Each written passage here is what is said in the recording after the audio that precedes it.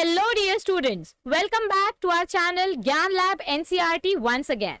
तो आज हम आपके लिए लेकर आए हैं आपका जो सेकेंड चैप्टर है दैट इज प्लांट रिप्रोडक्शन का नेक्स्ट पार्ट। आज के सेशन में हम बात करेंगे पिस्टल यानी कि मेगास्पोरेंजियम एंड एम्ब्रियो सैक के बारे में, द फीमेल रिप्रोडक्टिव सिस्टम। अब तक हमने इस चैप्टर में क्या क्या कवर किया, मेल गैमेटोफाइट कैसे डेवलप होता है, what is microsporangium, what is anther, what are pollen grains and how do they mature. तो आई होप आपने प्रीवियस सारे सेशंस अच्छे से देख लिए होंगे। अगर नहीं देखा है then please visit our playlist and go through each and every video. सारी वीडियोस आप अच्छे से देखो, डिटेल में आपको सारे टॉपिक्स एक्सप्लेन किए गए हैं। एंड नाउ डोंट वरी, अब आपको रेगुलर बेसिस पे सारे सेशंस मिलेंगे and we will try to make sure that we complete your 12th standard NCERT syllabus before time. So let's start with our today's session. अब आज के session में हमें क्या बताया गया है, पिस्टल के बारे में सबसे पहले हम बात करेंगे। What do we understand by pistil? So let me show you a diagram for this. Okay, a better understanding is obtained when we go through the diagram. So see, have a look at this diagram. अब इस diagram में हमको क्या explain किया गया है, look at it carefully. Okay, see, 1 second, yeah. Okay, see, this is the female reproductive system. This is the gynoecium. This one is the gynoecium and this one is the androecium. हमने androecium के बारे में काफी detail में पढ़ लिया है. Now today we are going to study about gynoecium. Gynoecium को हम बोलते हैं पिस्टल। एक सिंगल गाइनोशियम को हम क्या बोलते हैं, पिस्टल। ओके, और पिस्टल के 3 पार्ट्स होते हैं बच्चा। पिस्टल के 3 पार्ट्स होते हैं, द अपर रिसेप्टेकल पार्ट और the upper part which receives the pollen grain is known as stigma, जहां पे आपका पोलन ग्रेन आके बैठता है। The middle part, the lengthier one, is known as the style, जहां से आपका पोलन ट्यूब अंदर इंसर्ट करता है। और जहां पे हमारे फीमेल गैमेट का मेन रिप्रोडक्टिव रीजन होता है उसको हम बोलते हैं ओवरी, और ओवरी के अंदर अपना होता है ओव्यूल। ओव्यूल का दूसरा नाम क्या है, मेगास्पोरेंजियम। ओव्यूल का दूसरा नाम क्या है, मेगास्पोरेंजियम। सो आज हम गाइनोशियम के बारे में डिटेल में पढ़ने वाले हैं, ठीक है। चलो तो थ्योरी देखते हैं, थोड़ा सा डायग्राम्स की मदद से बेटर एक्सप्लेनेशन देखेंगे। The gynoecium represents the female reproductive part of the flower. क्या बोला गया है हमको यहाँ पे, female reproductive part is gynoecium and male reproductive part को हम क्या बोलते हैं, एंड्रोशियम। ओके, कैसे याद रखने के लिए मैंने बोला था आपको, गर्ल की स्पेलिंग जी से स्टार्ट होती है और गाइनोशियम की स्पेलिंग भी जी से स्टार्ट होती है। तो similarly you can remember these names. The gynoecium में consist of a single pistil. देखो क्या बोला गया है हमको यहाँ पर, हमारे गाइनोशियम में अगर एक सिंगल पिस्टल प्रेजेंट है, अगर ऐसा एक सिंगल पिस्टल प्रेजेंट है तो इसको हम बोलेंगे मोनोकार्पेलरी, यानी ओनली 1 कार्पल इज प्रेजेंट, और sometimes it contains more than 1 pistol, तो इसको हम बोलते हैं मल्टी कार्पेलरी। ओके, सी सब लोग ये डायग्राम देखो, इस डायग्राम की मदद से आपको समझ में आएगा। सी दिस इज 1 पिस्टल, यह आपका एक सिंगल पिस्टल है, सो दिस इज मोनोकार्पेलरी। यहाँ पे आपके बहुत सारे कार्पल्स एक साथ हैं, यह आपके मल्टी कार्पेलरी का ऑप्शन है। ये कौन सा ऑप्शन है अपना, मल्टी कार्पेलरी का डायग्राम है। लेकिन मल्टी कार्पेलरी 2 टाइप्स के होते हैं, ध्यान से सुनो। हाँ, कार्पल मतलब क्या होता है, पिस्टल। कार्पल मतलब क्या होता है, पिस्टल यानी फीमेल रिप्रोडक्टिव पार्ट। कार्पल को ही हम पिस्टल बोलते हैं और कार्पल को ही हम गाइनोशियम बोलते हैं। ये सारे एक ही नाम है, जैसे बब्या, बाबू, बबन, तीनों एक ही बच्चे का नाम होता है। तो ठीक उसी तरीके से कार्पल, पिस्टल, गाइनोशियम तीनों का मतलब एक ही है। सो कभी कभी किसी फ्लावर में हमको एक सिंगल पिस्टल देखने मिलता है तो उसको हम बोलते हैं मोनोकार्पल, और कभी कभी एक से ज्यादा पिस्टल देखने मिलता है तो उसको हम बोलते हैं मल्टी कार्पेलरी। लेकिन मल्टी कार्पल्स में अरेंजमेंट अलग अलग तरीके से होती है। यहाँ पर देखो, यहाँ पर आपके जो सारे के सारे कार्पल्स हैं, ये सारे के सारे कार्पल्स एक साथ चिपके हुए हैं, दे आर फ्यूज्ड टुगेदर। सो ऐसे टाइप के ओवरी को हम बोलते हैं सिनकार्पस ओवरी, यानी कि जिसका स्टिग्मा एक साथ चिपका हुआ होता है। ऐसे ऐसे ये बहुत सारे स्टिग्मा है, ये बहुत सारे स्टिग्मा एक साथ चिपके हुए हैं, तो इसको हम बोलेंगे फ्यूज्ड सिनकार्पस ओवरी। इसको हम क्या बोलेंगे बच्चा, इसको हम बोलेंगे सिनकार्पस ओवरी। ओके, और दूसरा एक ऑप्शन है अपोकार्पस ओवरी का। दूसरा ऑप्शन क्या है अपने पास, अपोकार्पस ओवरी। तो अपोकार्पस ओवरी में हमको क्या देखने को मिलता है, हमारे ये जो कार्पल्स होते हैं ये अलग अलग होते हैं, एक दूसरे से दूर दूर होते हैं। तो ऐसे टाइप के ओवरी को हम बोलते हैं apocarpous, they are not connected with each other. देखो बायोलॉजी में SYN सीन का मतलब होता है फ्यूज्ड यानी जॉइंड टुगेदर, और अपो का मतलब होता है दूर दूर होना, अलग अलग होना। सो यहाँ पर आपके जो स्टिग्मा है यानी जो कार्पल वाला रीजन है वो एक दूसरे से अलग अलग है, और यहाँ पे सारे के सारे स्टिग्मा एक दूसरे के साथ चिपके हुए हैं। ठीक है, चलो ऊपर देखते हैं थ्योरी में क्या बताया गया है हमको। सो when there is only single pistil उसको बोलेंगे मोनोकार्पल, when there are more than one pistil उसको बोलेंगे मल्टीकार्पलरी। when there are more than one pistils it may be fused together, तो सारे स्टिग्मा एक दूसरे के साथ चिपके होंगे, और ऐसी ओवरी को हम बोलते हैं सिनकार्पस ओवरी। और इट मे बी फ्री मतलब एक दूसरे से अलग अलग होंगे, जैसे कि यहाँ पे, तो इसको हम बोलेंगे apocarpous. Okay, each pistil has 3 parts, हर एक पिस्टल के पास कितने पार्ट्स होते हैं? Each pistil has 3 parts. Okay, let us discuss about it, which are these 3 parts. Let me just erase everything from this PDF, okay, so that थोड़ा कम Messi हो जाए। ओके, ऑलराइट, ओके, हाँ, तो देखो इधर पे क्या बोला गया है, देयर आर, सॉरी कहाँ गए हम, हाँ, each pistil has 3 parts, the stigma, the style and the ovary. तो ये डायग्राम देखो, ये है आपका स्टिग्मा, ये है आपका स्टाइल और ये है आपका ओवरी। ये 3 पार्ट्स होते हैं हमारे एक पिस्टल में यानी एक कार्पेल में। The stigma serves as the landing platform for pollen grains, मतलब अगर आप ध्यान से देखो तो ये जो हमारा स्टिग्मा है, ध्यान से देखो, ये जो हमारा स्टिग्मा है, स्टिग्मा कैसा काम कर रहा है? Stigma is serving as the landing platform, यानी कि आपके एंथर से जो पोलन ग्रेन्स आते हैं, ये पोलन ग्रेन्स आपके स्टिग्मा के ऊपर सेटल हो जाते हैं। तो स्टिग्मा कैसा काम कर रहा है बच्चों? Stigma serves as the landing platform. Stigma कैसा काम करता है? ये पोलन ग्रेन को अपने ऊपर लैंड करवाता है। Okay, all right, then next, the stigma serves as the landing platform, चलो ये हमको समझ गया। The style is the elongated slender part beneath the stigma. Beneath word का मतलब क्या होता है? Below the stigma. तो स्टिग्मा के जस्ट नीचे जो लंबा सा ट्यूब जैसा पार्ट है, this part is known as the style. इसको हम क्या बोलते हैं बेटा? इसको हम बोलते हैं style. See here it is shown very clearly, ये जो आपका पार्ट है इसको हम बोलते हैं स्टाइल वाला region. This is the stigma, this is the style and this entire structure is the ovary. Okay, so style के थ्रू आपके पोलन ट्यूब्स पास होते हैं, और ये पोलन ट्यूब्स के थ्रू अपना जो मेल गैमेट होता है वो फीमेल गैमेट तक जाता है। So style serves as the what do we say, the connection between the stigma and the ovary. And lastly the basal bulged part, bulged यानी कि swollen part, थोड़ा सा मोटा वाला पार्ट, यानी कि ये ओवरी वाला रीजन। ये देखो अपना जो ओवरी वाला रीजन होता है, ये अपना ओवरी है, ये ओवरी वाला रीजन थोड़ा सा मोटू मोटू सा होता है। सो द bulged part, एक मिनट रुको, मैं PDF को थोड़ा ऊपर करती हूँ, 1 सेकेंड, यस, ओके, ठीक है, कोई बात नहीं। सो हमको क्या देखने को मिल रहा है इधर पे कि हमारा जो बल्ज्ड पार्ट होता है, ओवरी का जो बल्ज्ड पार्ट होता है, जो अपने पिस्टल का जो नीचे का मोटा वाला पार्ट होता है, this swollen region, this region is known as the ovary. Okay, so the bulged basal part of the pistil is known as the ovary. Inside the ovary is the ovarian cavity. Ovary के अंदर हमको क्या देखने को मिलता है बेटा? Ovary के अंदर ये कैविटी वाला रीजन है, और इस कैविटी में छोटे छोटे ओव्यूल्स भरे होते हैं, यानी कि मेगास्पोर मदर सेल्स, या जिसको आप मेगास्पोरेंजियम बोल सकते हो। So the ovary consist of ovarial cavity, जिसको हम लोक्यूल बोलते हैं, and the placenta is located inside the ovarian cavity. ये देखो, ये पार्ट ना बहुत सारे बच्चों को कंफ्यूजिंग लगता है, but let me explain this to you. Look here carefully, ध्यान से देखो बेटा इस डायग्राम को। 1 second, let me show you another diagram. Yes, ये देखो, ये डायग्राम एकदम ध्यान से देखना। ये वाला जो पार्ट है, ये जो आपको लाइन दिखाई दे रही है, let me use another marker, yes yes, ये देखो, ये वाली जो आपको लाइन दिखाई दे रही है, ये जो बीच में से पास हो रही है, दिस इज प्लेसेंटा। इस लाइन को हम क्या बोलते हैं? प्लेसेंटा। तो आपके ओवरी के अंदर आपका जो प्लेसेंटा होता है, इस प्लेसेंटा से हमारे ओव्यूल्स कनेक्टेड होते हैं। ओके, इस प्लेसेंटा से हमारे ओव्यूल्स कनेक्टेड होते हैं। So the placenta is located inside the ovary. अपना ऐसा ओवरी है, और ओवरी के अंदर आपका प्लेसेंटा पास होता है। Recall the definition and types of placentation that you have studied in class 11th. Class 11 देखो, हमारे जो 12th के सेशंस है ना, मुझे पता है आप लोगों का 11th इतना ज्यादा स्ट्रांग नहीं है, इसीलिए 12th पढ़ते पढ़ते हम थोड़े थोड़े टॉपिक्स 11th के भी कवर करेंगे। एंड डोंट वरी, मैं आपका 11th का सिलेबस भी कवर करूंगी।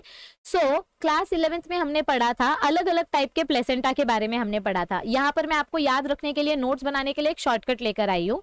सो प्लेसेंटा के अलग अलग टाइप्स हमने कौन से पढ़े थे? एक है marginal placenta. What is marginal placenta? आपको ऐसे कॉर्नर में एक सिंपल ऐसे सीड के एक कॉर्नर में प्लेसेंटा देखने को मिलेगा मार्जिन में, और यहां से आपके ओव्यूल्स अराइज होंगे। तो जब आपका प्लेसेंटा आपके फ्रूट के एज पे होता है, यानी कि साइड बॉर्डर पे होता है, तो वैसे टाइप के प्लेसेंटा को हम बोलते हैं मार्जिनल प्लेसेंटा।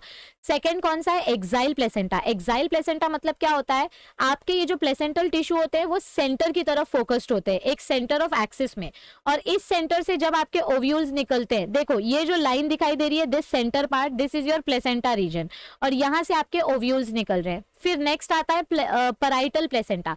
पराइटल मतलब साइड साइड से, देखो एक्साइल मतलब सेंटर से और पराइटल मतलब साइड साइड से, पेरीफेरी से। तो ये देखो साइड साइड से आपके ओव्यूल्स निकल रहे हैं, देखो ध्यान से देखो, ये आपके ओव्यूल्स है बच्चा। फिर फोर्थ वाला होता है फ्री सेंट्रल प्लेसेंटा, मतलब ये डायरेक्ट सेंटर में ही प्रेजेंट रहता है, ये आजू बाजू किसी से कनेक्टेड नहीं रहता है, it is free central placenta. And last में आता है बेसल प्लेसेंटा। देखो ध्यान से देखो, एक्साइल प्लेसेंटा और फ्री सेंट्रल प्लेसेंटा में क्या डिफरेंस है?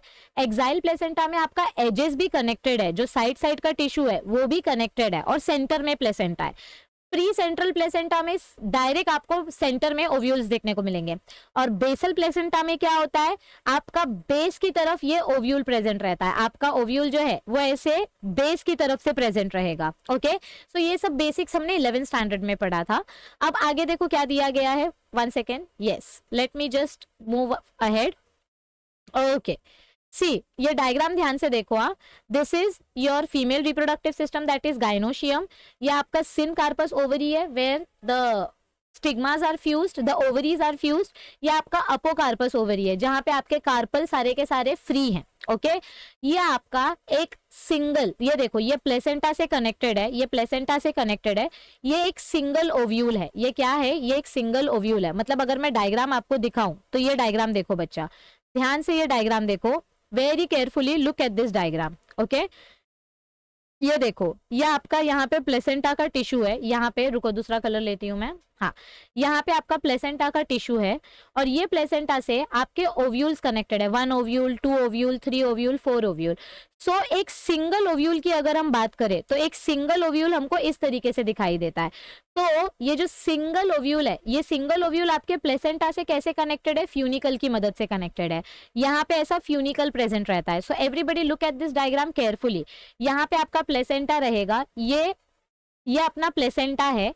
तो प्लेसेंटा से और अपने ओव्यूल के बीच में जो एक पतला सा कनेक्टिंग रीजन है, इसको फ्यूनिकल बोलते हैं। क्या बोलते हैं इसको? हम फ्यूनिकल बोलते हैं, इसको हम फ्यूनिकल बोलते हैं।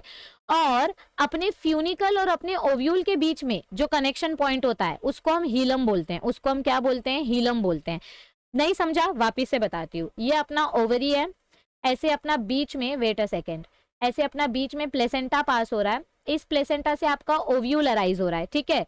सो ये जो पार्ट है, ये देखो, let me show it to you, ये वाला जो पार्ट है इसको हम बोलेंगे फ्यूनिकल, इसको हम क्या बोलेंगे? फ्यूनिकल। और जो अटैचमेंट वाला रीजन है, जहां पे आपका फ्यूनिकल अटैच हुआ है अपने ओव्यूल के साथ, इस अटैचमेंट वाले रीजन को हम बोलेंगे हीलम। इस अटैचमेंट वाले रीजन को हम क्या बोलेंगे? हीलम। So this connecting tube is known as funicle and the point of attachment is known as hilum. The point of attachment is known as hilum. Okay, चलो अब आगे बढ़ते हैं। ओके, तो देखो अब आगे क्या बताया गया है। Arising from the placenta are the megasporangia commonly called ovules. So placenta से क्या अराइज हो रहे हैं? ओव्यूल्स अराइज हो रहे हैं। ऐसे बहुत सारे ओव्यूल्स अराइज होते हैं। The number of ovules in an ovary may be 1 और मोर देन 1। किसी किसी ओवरी में आपको एक ही ओव्यूल देखने को मिलेगा, किसी किसी ओवरी में आपको एक से ज्यादा ओव्यूल्स देखने को मिलेंगे। जैसे कि देखो इस ओवरी में 1 2 3 4 5 6 ऐसे बहुत सारे ओव्यूल्स है, लेकिन किसी किसी ओवरी में आपको कभी कभी एक ही ओव्यूल देखने को मिलता है। For example mango, rice, paddy मतलब राइस होता है, वीट, ये मोनो ओव्यूलेट है, यूनी ओव्यूलेट। इन ओवरीज को या इन सीड्स को हम क्या बोलते हैं, यूनी ओव्यूलेट। और पपाया, वाटरमेलन, ये मल्टी ओव्यूलेट है। ओके, इनके ओवरी में बहुत सारे ओव्यूल्स होते हैं। ओव्यूल्स मतलब क्या होता है बेटा, जो आगे जाके सीड बनेगा। ओव्यूल्स मतलब एम्ब्रियो सैक वाला पार्ट, ये एम्ब्रियो सैक आगे जाके क्या बनता है, सीड बनता है। समझ में आई सबको बात? ध्यान से देखो इस डायग्राम को, ये आपके ओव्यूल्स हैं, ये आपके क्या है, ये देखो, ये फर्स्ट ओव्यूल, ये सेकंड ओव्यूल, इधर देखो ध्यान से, ये आपके ओव्यूल्स हैं, और ये ओव्यूल्स क्या करेंगे, आगे जाके सीड बनाएंगे। Okay, all right.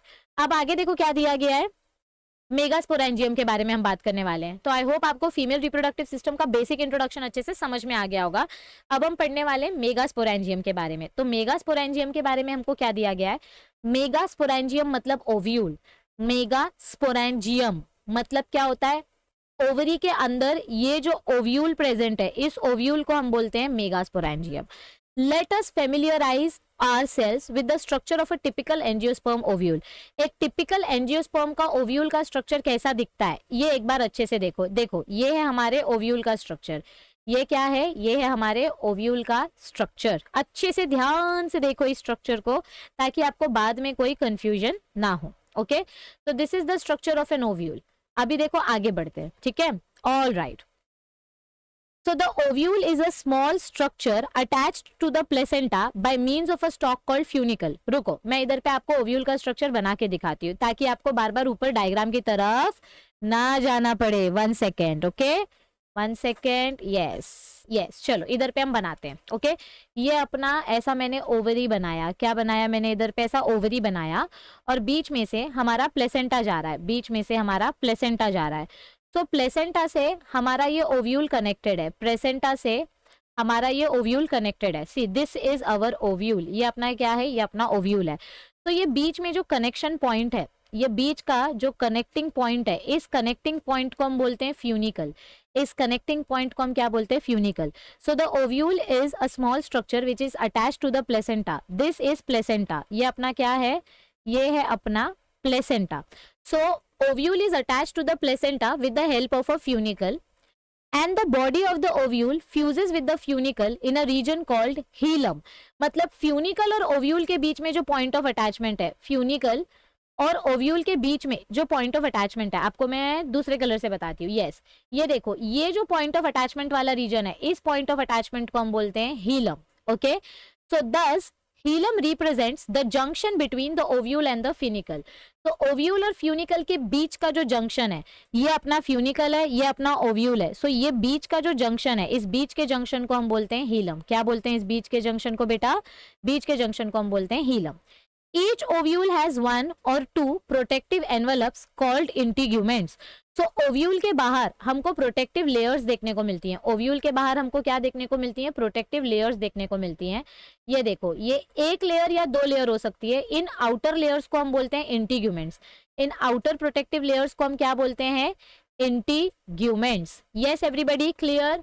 Okay, integuments encircle the nucellus except at the tip where a small opening called the microbile is organized. अभी देखो, ये स्टेटमेंट बहुत इंपॉर्टेंट है। यहाँ क्या बोला गया है हमको इस स्टेटमेंट में, ध्यान से देखो।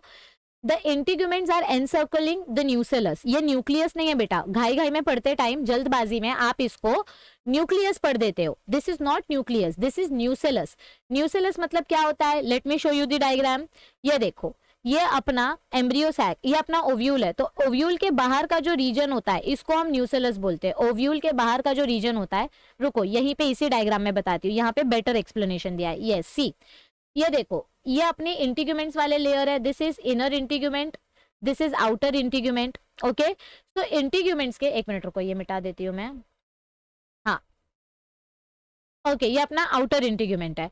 इंटीग्यूमेंट्स के अंदर वाला जो रीजन है उसको हम बोलते हैं न्यूसेलस। देखो, ये वाला जो पार्ट है ना, ये वाला पार्ट अपना पूरा न्यूसेलस वाला पार्ट है। ये पूरा पार्ट कौन सा है अपना, ये पूरा पार्ट अपना न्यूसेलस है।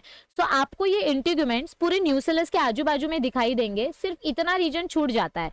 न्यूसेलस सिर्फ इस रीजन को कवर नहीं करते, एक छोटा सा होल रह जाता है, एक छोटा सा ओपनिंग ओपन रह जाता है और इस ओपनिंग को हम क्या बोलते हैं, माइक्रोपाइल। इस ओपनिंग को हम क्या बोलते हैं, माइक्रोपाइल। जब पॉलिनेशन होगा, सेक्सुअल फर्टिलाइजेशन होगा, तो ये जो मेल का पोलन ट्यूब है, ये जो मेल का पोलन ट्यूब है, ये पोलन ट्यूब अंदर एंट्री करने के लिए माइक्रोपाइल के पास से करेगा। किधर से एंट्री करेगा, माइक्रोपाइल के पास से एंट्री करेगा। तो ये जो माइक्रोपाइल वाला रीजन रहता है, ये माइक्रोपाइल वाला रीजन ओपन रहता है। माइक्रोपाइल वाला रीजन कैसा रहता है, ओपन रहता है। See this is the micropyle. ये देखो यहाँ पे आपको लेबल करके दिया गया है, दिस इज द माइक्रोपाइल, जहां से आपका पोलन ट्यूब एंटर करेगा। ओके और माइक्रोपाइल के जस्ट अपोजिट, ये देखो ये नॉर्थ पोल है तो ये साउथ पोल है। तो माइक्रोपाइल के जस्ट अपोजिट वाले एंड को हम क्या बोलते हैं, चलाजल पोल। इससे हमको पता चलता है कि this is the opposite end of the micropyle. और इसके अलावा सारे लेबल्स हमने पढ़ लिए। और न्यूसेलस के अंदर देखो, ये जो न्यूसेलस वाला सेल होता है ना बेटा, ये डिप्लॉइड सेल होता है। जब न्यूसेलस में से कोई एक सेल क्या करता है, डिफरेंशिएशन करता है। न्यूसेलस के सेल्स जब डिफरेंशिएशन करते हैं तो डिफरेंशिएशन करके ये क्या बनाते हैं, मेगास्पोर मदर सेल बनाते हैं। क्या बनाते हैं, ये मेगास्पोर मदर सेल। तो न्यूसेलस से बनता है मेगास्पोर मदर सेल, और मेगास्पोर मदर सेल से आगे जाके बनता है embryo sac. Megaspore mother cell से आगे जाके क्या बनता है बच्चा, एम्ब्रियो सैक। सब लोग ये डायग्राम देखो, yes everybody carefully see this diagram. अच्छा नहीं, इस डायग्राम में नहीं बताया, कोई बात नहीं। यहाँ पर देखो, ये आपका एम्ब्रियो सैक बना। तो ये एम्ब्रियो सैक कैसे बना मैं आपको दिखाती हूँ। ये देखो, 1 सेकेंड, ये डायग्राम देखो। यस आपकी टेक्स्ट बुक में इतने वंडरफुल डायग्राम दिए गए हैं तो कहीं और जाने की जरूरत ही नहीं है। Okay see this is the nucellus वाला रीजन। न्यूसेलस वाले रीजन से जब डिफरेंशिएशन प्रोसेस होता है तो डिफरेंशिएशन में हमने कैसे पढ़ा था, एंथर का जो पैरेनकाइमा टिश्यू होता है, पैरेनकाइमा टिश्यू से आर्केस्पोरियल सेल्स बनते हैं, फिर आर्केस्पोरियल सेल से स्पोरोजिनस टिश्यू बना था, और स्पोरोजिनस टिश्यू से आगे जाके माइक्रोस्पोर मदर सेल्स बने थे। सेम वैसे ही फीमेल के साथ भी होता है। फीमेल्स के जो न्यूसेलस के सेल्स होते हैं, न्यूसेलस के सेल्स डिफरेंशिएशन करते हैं और मेगास्पोर मदर सेल बनाते हैं। These megaspore mother cells and nucellus are diploid in nature. Nucellus भी डिप्लॉयड होता है और मेगास्पोर मदर सेल भी डिप्लॉयड होता है। मेगास्पोर मदर सेल आगे जाके क्या करता है, माइटोसिस एंड मियोसिस करता है। मेगास्पोर मदर सेल आगे जाके क्या करता है, माइटोसिस एंड मियोसिस करता है, और इसके वजह से हमको क्या देखने को मिलता है, हेप्लॉइड मेगास्पोर्स। इसके वजह से हमको क्या देखने को मिलता है, हेप्लॉइड मेगास्पोर्स। यस एवरीबॉडी, सबको इतना समझ में आया, वेरी गुड। तो अब देखो, अब हमको आगे क्या बताया गया है, थ्योरी देखते हैं, फिर एक एक करके आपको मैं डायग्राम भी एक्सप्लेन करते जाऊंगी। इधर देखो, यस सो इंटीग्यूमेंट्स के बारे में हमने पढ़ लिया। ये आउटर लेयर को हम इंटीग्यूमेंट्स बोलते हैं, और इंटीग्यूमेंट्स पूरे ओव्यूल को कवर करके रखते हैं। ये इंटीग्यूमेंट्स पूरे ओव्यूल को कवर करके रखते हैं एक्सेप्ट दिस पार्ट।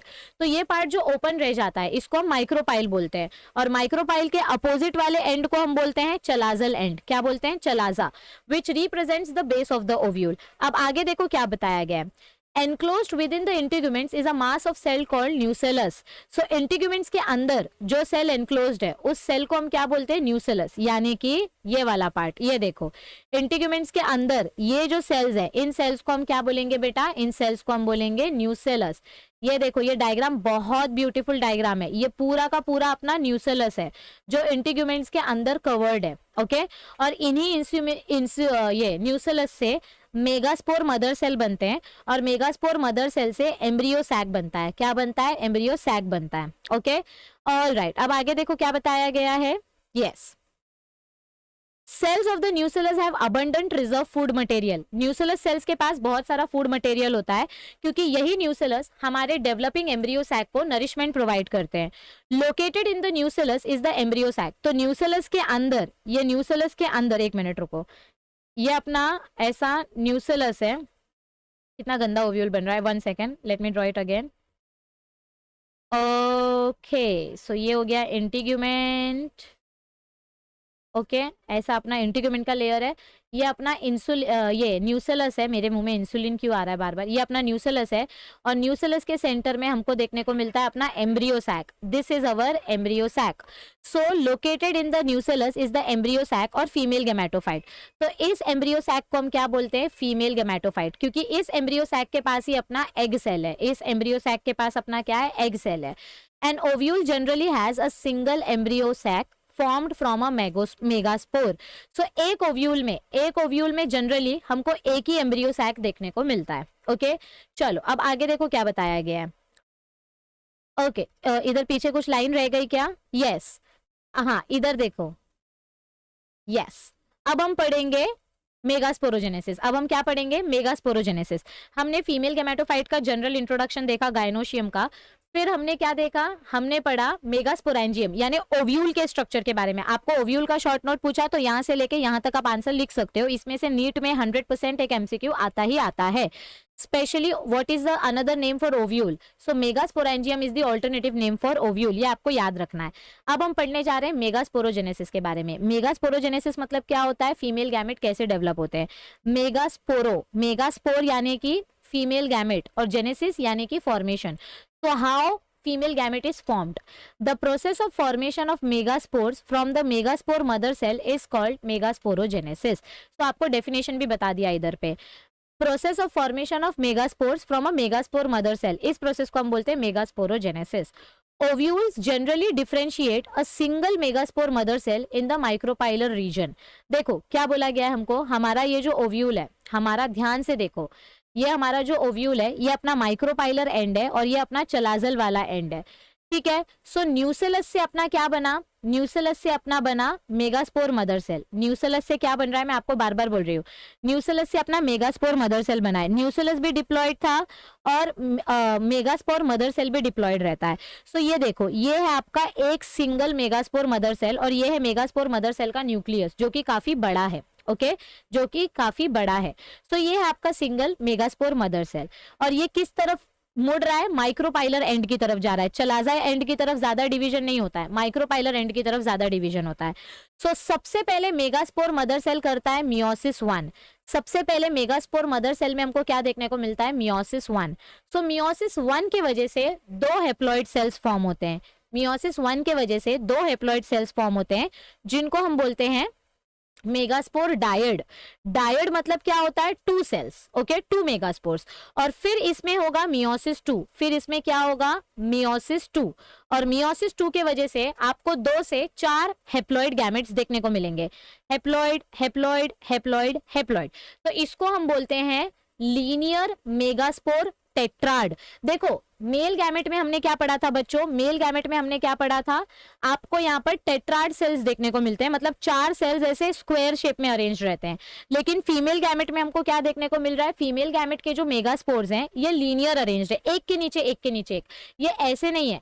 ऐसा अरेंजमेंट हमको मेल गैमेट में देखने मिला था, यानी माइक्रोस्पोरोजेनेसिस में। मेगास्पोरोजेनेसिस में लीनियर अरेंजमेंट है, एक के नीचे एक अपने मेगास्पोर्स है। आपको एक क्वेश्चन नीट में 100% आएगा। क्या क्वेश्चन आएगा? न्यूसेलस का प्लॉइडी लेवल क्या है? Nucellus is diploid, megaspore mother cell is also diploid because it is the mother cell, it is developed from the nucellus, तो इट इज आल्सो डिप्लॉयड। हाँ, एक बार मियोसिस होना स्टार्ट हो जाता है तो मियोसिस की वजह से फिर हेप्लॉइड सेल्स बनना स्टार्ट होते हैं। So megaspore dyad is haploid and megaspore tetrad is also haploid. अब इधर पे एक इंटरेस्टिंग चीज आपको क्या देखने को मिलती है? ये जो 4 मेगास्पोर्स बने इसमें से 3 मेगास्पोर्स डीजनरेट हो जाते हैं, क्योंकि अगर समझो आप बोर्ड्स में एग्जाम दे रहे हो या नीट का एग्जाम दे रहे हो, अभी सिर्फ 1 लाख मेडिकल सीट्स है या 70,000 मेडिकल सीट्स है, लेकिन एग्जाम 20 लाख बच्चे दे रहे हैं, तो क्या सारे के सारे 20 लाख बच्चों को गवर्नमेंट मेडिकल सीट्स मिलेंगी? नहीं। जो बच्चे टॉप करेंगे, एलिजिबल होंगे, सिर्फ उन्हीं बच्चों को मेडिकल सीट्स मिलेंगी। सो ठीक उसी तरीके से जितना न्यूट्रिशन है उस न्यूट्रिशन के हिसाब से सिर्फ एक ही मेगास्पोर मैच्योर होता है। सो एक ही मेगास्पोर का खाना है, इसीलिए बाकी के 3 मेगास्पोर्स डीजनरेट हो जाते हैं due to lack of food, और सिर्फ एक मेगास्पोर आगे जाके फंक्शनल मेगास्पोर बनता है। सो ये जो एक सिंगल मेगास्पोर है, यूजुअली माइक्रोपाइल के पास वाला जो मेगास्पोर होता है वो फंक्शनल बनता है। ये देखो, ये जो माइक्रोपाइल के पास वाला मेगास्पोर है ये फंक्शनल मेगास्पोर रहता है, ठीक है। So only 1 megaspore develops and the 3 megaspores degenerate. तो मेल गैमेट में हमने क्या पढ़ा था? माइक्रोस्पोरोजेनेसिस में हमने क्या पढ़ा था? ध्यान से देखो, माइक्रोस्पोरोजेनेसिस यानी कि मेल गैमेट के डेवलपमेंट में हमने क्या पढ़ा था? अपने पास एक माइक्रोस्पोर मदर सेल रहता है, ये मियोसिस करते हैं और मियोसिस करने के वजह से हमको टेट्राड माइक्रोस्पोर्स देखने को मिलते हैं। टेट्राड माइक्रोस्पोर्स मतलब क्या होता है? टेट्राड माइक्रोस्पोर्स यानी कि 4 हेप्लॉइड सेल्स देखने को मिलते हैं। क्या देखने को मिलते हैं? 4 हेप्लॉइड सेल्स देखने को मिलते हैं, टोटल 4, ओके। फीमेल के गैमेट में ऐसा नहीं होता है। मेगास्पोरोजेनेसिस में क्या होता है, मेगास्पोरोजेनेसिस में आपका मियोसिस हो रहा है। क्या हो रहा है, आपका मियोसिस हो रहा है, मतलब मेगास्पोर मदर सेल है, ये भी डिप्लॉयड है। ये जब मियोसिस करते हैं तो मियोसिस की वजह से आपको लीनियर मेगास्पोर्स, लीनियर टेट्राड देखने को मिल रहा है, यानी एक के नीचे एक ऐसे लीनियर मेगास्पोर्स देखने को मिल रहे हैं। लेकिन आगे जाके इसमें से सिर्फ एक ही मेगास्पोर मैच्योर हो रहा है। क्या हो रहा है, सिर्फ एक ही फंक्शनल मेगास्पोर मैच्योर हो रहा है। सो this is the difference between microsporogenesis and megasporogenesis. जब आप नोट्स बनाओगे तो आपको इस तरीके से नोट्स बनाना है कि माइक्रोस्पोरोजेनेसिस में you get 4 gametes, but in megasporogenesis you get only 1 functional megaspore. और इस फंक्शनल मेगास्पोर से देखो ये टेट्राड माइक्रोस्पोर्स आगे जाके 4 पोलन ग्रेन्स बनाएंगे। तो एक माइक्रोस्पोर मदर सेल से 4 पोलन ग्रेन्स मिल रहा है, लेकिन एक मेगास्पोर मदर सेल से सिर्फ एक फंक्शनल मेगास्पोर मिला। और ये फंक्शनल मेगास्पोर आगे जाके क्या बनाएगा, एक सिंगल एम्ब्रियो सैक बनाएगा। क्या बनाएगा, एक सिंगल एम्ब्रियो सैक बनाएगा।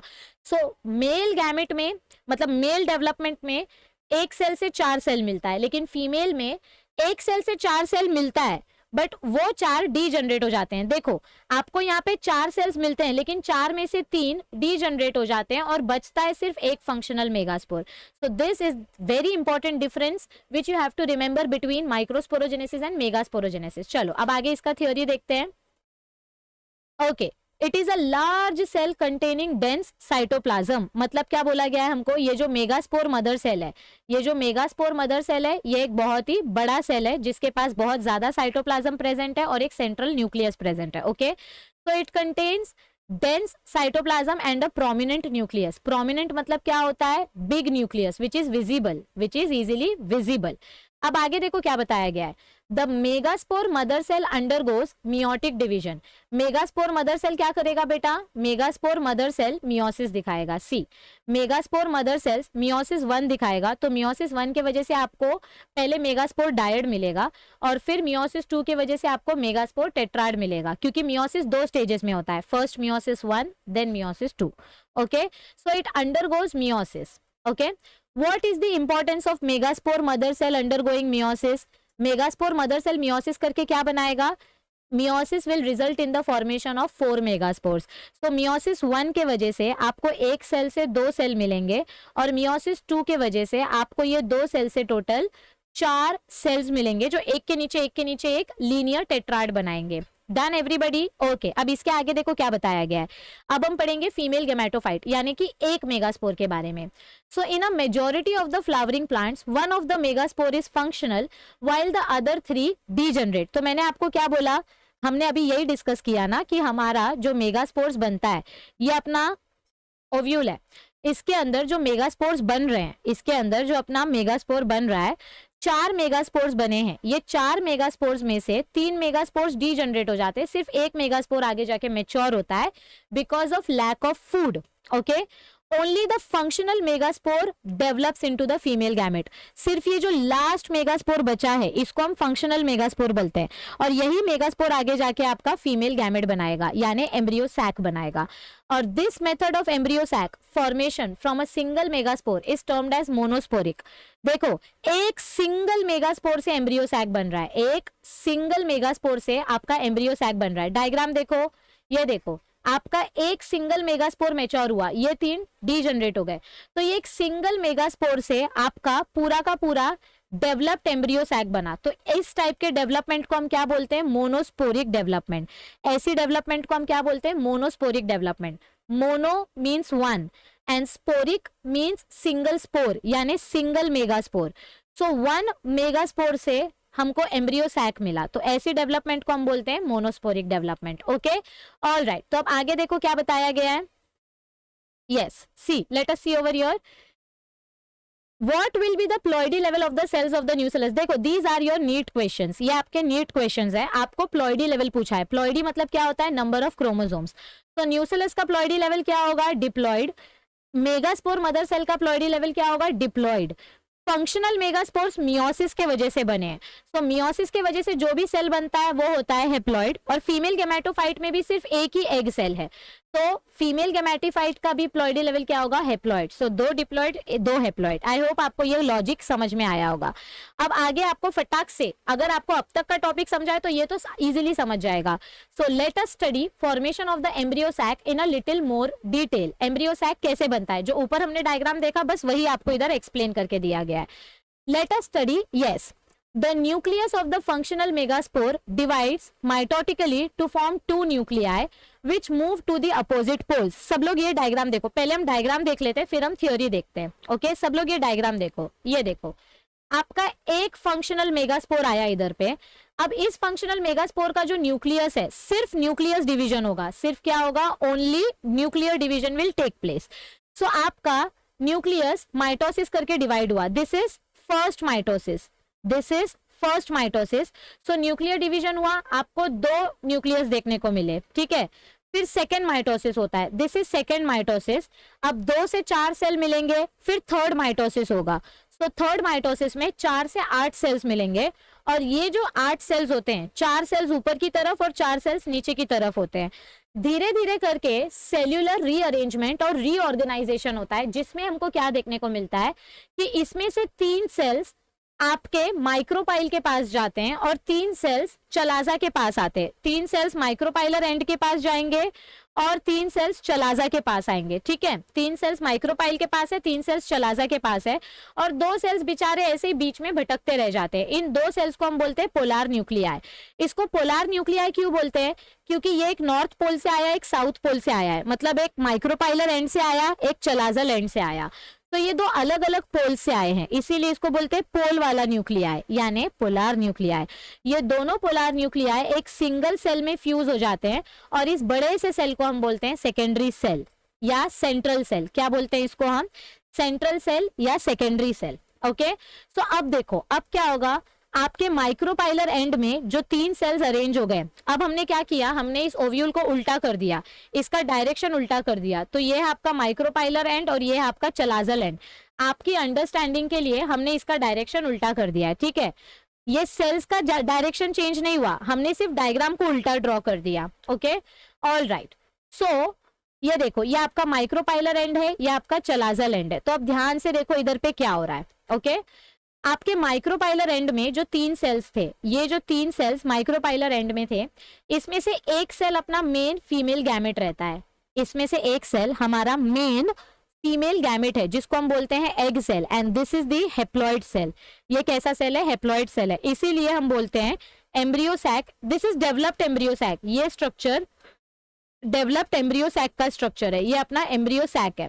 सो एम्ब्रियो सैक के पास एक ही फीमेल गैमेट है, इसीलिए इसको हम बोलते हैं हेप्लॉइड एम्ब्रियो सैक। बाकी के जो बचे 2 सेल्स है, ये जो बाकी के बचे 2 सेल्स है, इनको हम बोलते हैं सिनर्जिड्स।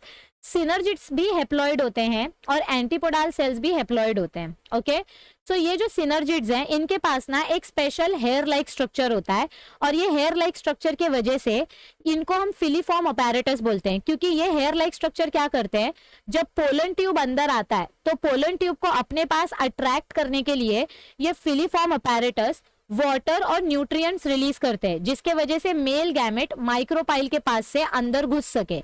यानी कि ऐसा कुछ डायग्राम हमको दिखाई देगा। रुको ये देखो, सॉरी, यस सी, ये देखो यहाँ पे आपका, ये आपका सिनर्जिड है, ये आपका सिनर्जिड है। तो सिनर्जिड के पास आपका पोलन ट्यूब आया, और ये पोलन ट्यूब क्या करता है, अपना मेल गैमेट्स, ये पोलन ट्यूब अपना मेल गैमेट्स अंदर छोड़ देता है। तो एक मेल गैमेट जाता है एक्स सेल के पास और दूसरा मेल गैमेट जाता है सेकेंडरी न्यूक्लियाई के पास। ये सेकेंडरी न्यूक्लियाई है, तो एक मेल गैमेट एक्स सेल के पास गया, एक मेल गैमेट सेकेंडरी न्यूक्लियाई के पास गया। सो हमारा पोलन ट्यूब सिर्फ और सिर्फ माइक्रोपाइल से ही एंट्री लेना चाहिए। वो चलाजल एंड से एंट्री लेगा तो शायद प्रॉपर फर्टिलाइजेशन नहीं होगा। इसीलिए सिनर्जिड्स के पास स्पेशल हेयर लाइक स्ट्रक्चर्स होते हैं, जिनको हम बोलते हैं फिलीफॉर्म अपैरेटस, जो पोलन ट्यूब को अट्रैक्ट करने का काम करते हैं। आपको ये क्वेश्चन नीट में आता है, what is the significance of filiform apparatus. So they help in guiding the pollen tube in the entry of the pollen tube. तो ये आपका एग सेल है, ये भी हेप्लॉइड है, सिनर्जिड्स है, ये भी हेप्लॉइड है, ठीक है। फिर उसके बाद आपके चलाजल एंड में जो 3 सेल्स है एंटीपोडाल सेल्स, ये एंटीपोडाल सेल्स सीड के डेवलपमेंट में हेल्प करेंगे, and these are also haploid cells. तो ध्यान से देखो, अभी मैं क्या बताने जा रही हूँ। ये देखो यहाँ पे 3 सेल्स है और ये तीनों के तीनों सेल्स हेप्लॉइड है, ठीक है। यहाँ पे 3 सेल्स है टोटल, ये एक एग सेल और 2 सिनर्जिड मिला के टोटल 3 सेल्स हो जाते हैं। यहाँ पे भी टोटल 3 सेल्स हैं और तीनों के तीनों हेप्लॉइड हैं, ठीक है। ये तीनों सेल को एक साथ, ये एग सेल और सिनर्जिड, ये तीनों को एक साथ मिला के हम बोलते हैं एग अपैरेटस। अगर सिर्फ सिनर्जिड्स को काउंट करोगे तो उसको बोलेंगे फिलीफॉर्म अपैरेटस। लेकिन अगर आप एग सेल और सिनर्जिड्स दोनों को एक साथ काउंट करोगे तो इससे बनता है एग अपैरेटस। इससे क्या बनता है? Egg apparatus. सिर्फ सिनर्जिड्स काउंट करोगे तो फिलीफॉर्म अपैरेटस, लेकिन फीमेल गैमेट और सिनर्जिड्स काउंट करोगे तो एग अपैरेटस बनेगा। सो इधर पे भी 3 सेल्स है और तीनों के तीनों सेल्स हेप्लॉइड है, ठीक है। और लास्ट में आता है अपना सेंट्रल सेल। सेंट्रल सेल ये एक सिंगल सेल है, ये एक सिंगल सेल है और इधर पे 2 न्यूक्लियस है। एक सेल के अंदर 2 न्यूक्लियस है, एक जिस्म 2 जान, ऐसे मतलब something like that. Bipolar person होता है ना, अपरिचित मूवी में कैसे एक ही इंसान के 2 अलग अलग रूप थे, तो वैसे ये सेंट्रल सेल है, ये एक सिंगल सेल है, लेकिन इसके अंदर हमको 2 न्यूक्लियाई देखने को मिल रहा है। सो आपको नीट में क्वेश्चन क्या आएगा कि एक मैच्योर एम्ब्रियो सैक में, एक मैच्योर एम्ब्रियो सैक में कितने सेल्स और कितने न्यूक्लियाई होते हैं? तो काउंट करो, 3 + 1 + 3 टोटल 7 सेल्स है और न्यूक्लियाई कितने हैं? 3 + 2 + 3 टोटल 8 न्यूक्लियाई है। तो हमारा जो मैच्योर एम्ब्रियो सैक होता है, हमारा जो मैच्योर एम्ब्रियो सैक होता है, it is 7 celled and 8 nucleate. Video को वापस से रिपीट करके देखो, आपको समझ में आ जाएगा। मैं बार बार रिपीट करके बताऊंगी तो वीडियो बहुत लंबी हो जाएगी। बस यही चीज हमको इधर थ्योरी में एक्सप्लेन की गई है, तो फटाक से थ्योरी देख लेते हैं। The nucleus of the functional megaspore divides mitotically. देखो ये अपना फंक्शनल मेगास्पोर था, ये अपना न्यूक्लियस है, दिस इज फंक्शनल मेगास्पोर। सबसे पहले ये फर्स्ट माइटोसिस करेगा और फर्स्ट माइटोसिस के वजह से हमको क्या देखने को मिलेगा? इसका न्यूक्लियस डिवाइड हो गया, 2 न्यूक्लियस बन गए। फिर ये सेकेंड माइटोसिस करेगा और सेकेंड माइटोसिस के वजह से हमको क्या देखने को मिलेगा?